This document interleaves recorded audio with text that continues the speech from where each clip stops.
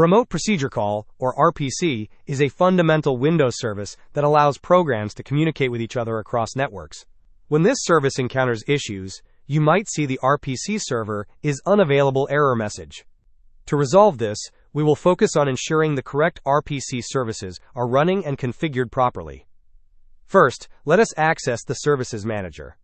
In your Windows search bar, type Services and then select the Services application from the results. Once the Services window opens, scroll down the list of services until you find Remote Procedure Call, RPC.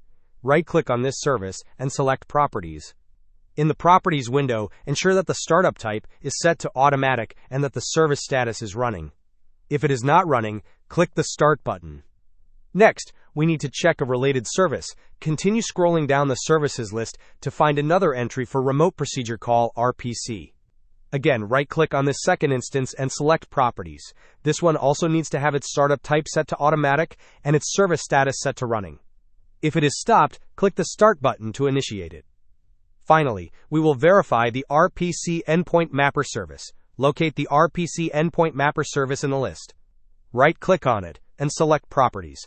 Just like the previous two, confirm that the startup type is set to automatic and that the service status is running. If it is not running, click Start. Hope this was helpful. Don't forget to like and subscribe if you enjoyed. As always, thanks for watching and I will see you in the next video.